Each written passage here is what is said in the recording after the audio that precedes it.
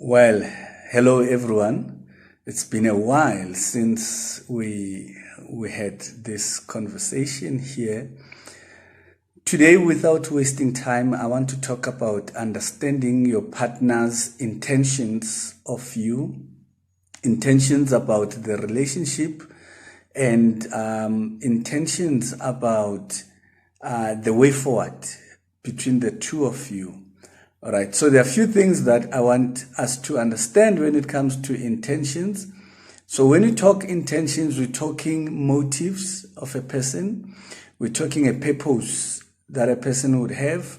You can also talk goals, talk planning. What plan does the person have about you or for you by being in a relationship with you?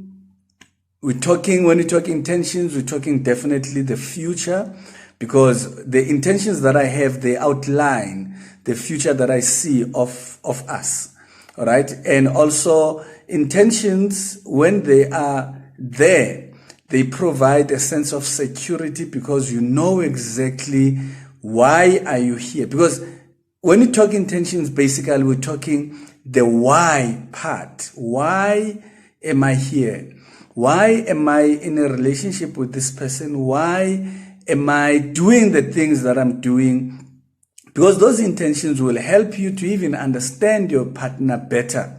You will understand their actions. When they do certain things, it's easy now for you to link it to the intentions that they've communicated with you. So there are a few things when we're talking intentions that we need to be mindful of. Number one, intentions should always be clear.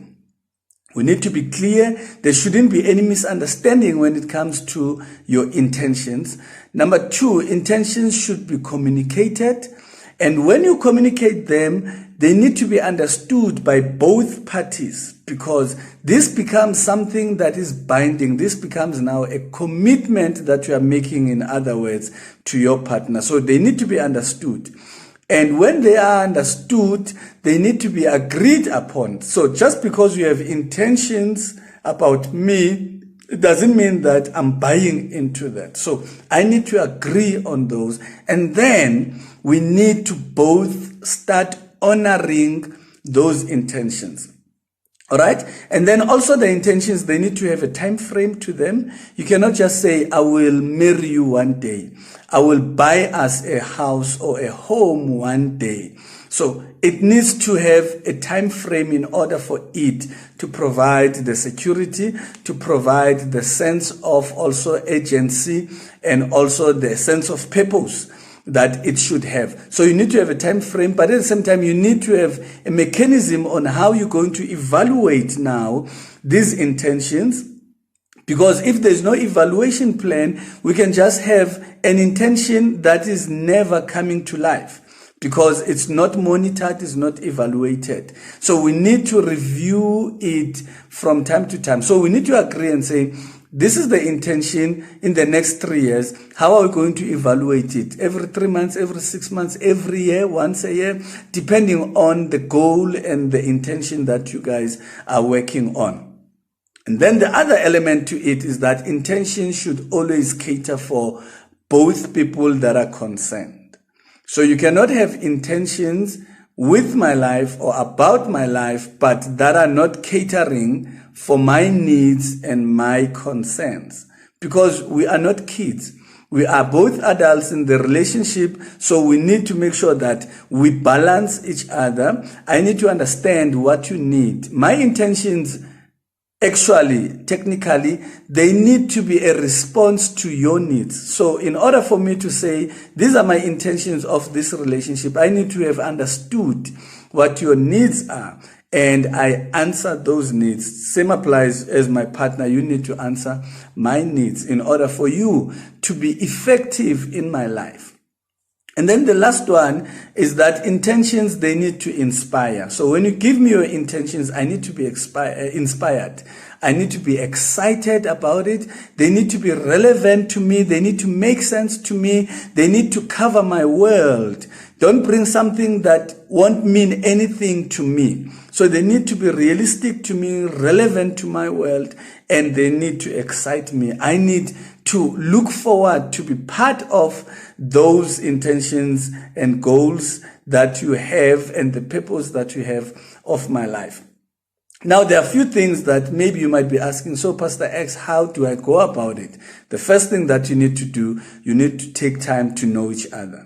Before I can be able to say, here are my intentions, I need to know that, you know what, I'm comfortable. You'll never know a person completely, but I need to be comfortable enough to say that at least as far as I can be able to push myself, my mind, and my heart, I know this person and I understand this person. So never accept intentions that are off your purpose and your feelings.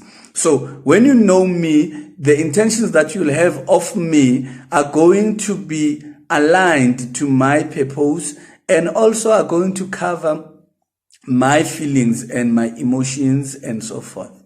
All right. And also the intentions should never be imposed. So it's something that I sell to you. I'm saying these are my intentions. This is the benefit of you buying into these intentions, and you need to buy into them. And when a person has bought into the intentions, I promise you, it makes it so much easier for that person to support them, for that person to live them. Now, the other thing is, do they have an exclusive life outside of you? All right. So in other words, does your partner have any other life outside of you? Because you cannot have intentions with my life while you have another life that I'm not part of. That becomes a problem, because at some point, the intentions that you have are going to be in conflict, are going to clash with the life that we are having. So you cannot have intentions with somebody's life while you have other people that you have other intentions, especially similar intentions to that of the partner that you have. Now, you need also to understand that if now I'm having intentions with this person, are you part of their needs? Okay? If now this person that I'm giving my intentions to, I'm not part of her needs or his needs, it becomes a problem. But if this person, I'm part of what she needs, meaning that whatever that I'm offering is going to be received well by her or by him. Okay, you need to keep in mind you are not always right. So sometimes you need to understand that the intentions that you put forward, they might be declined. The intentions that you put forward might not be what the person needs. You might have misread. You might have probably misjudged, and then you came to a wrong conclusion. So don't give up. Go back to the drawing board based on now the new information that you have. But what will help you? Have a skeleton. Questions there. Ask your partner, baby, this and that and that and that and that and that. Based on the answers that you have collected, and you use what you have comprehended and observed over the time that you've been together, and then you can be able to say, now this person, this is the kind of person, and these intentions will fit with them. All right. And the intentions that a person would have with you, they should never make you compromise your standards, your values, and your principles, but they need to enhance those. They need to support them. Okay. Now, the other thing that you might ask yourself about these intentions, do they give you a benefit of the doubt? Okay. In other words, do they make me, even if I was doubting you in any area of some sort, now these intentions, are they making me now to give you a benefit of the doubt that this person is capable of accomplishing them? How consistent is your partner emotionally, mentally, and spiritually? So you need to understand, because if your partner is inconsistent emotionally, they've got, up and down, turbulences as far as their emotions are concerned, mentally, even spiritual. One moment they believe in God, one moment they are believing in that could affect the intentions, that could cloud the intentions that you have of each other. So you need to portray, when I'm giving you my intentions of you, I need to portray a sense of stability in different areas of my life, including financially. If I'm a person, one day I'm in debt, one day I've got a lot of money, and then the next thing is disappeared. I can't point the things that I do. I'm always in debt and so forth. It means that you might have well intentions, but those intentions might be hindered by my financial behavior that is unbecoming or that is not good enough. All right. And then the other thing, what are they most likely to choose in a fight? A person, are they going to choose being kind to you, or they will choose to be angry and feed on that anger? Because that will tell you if this person has got good intentions of you or not.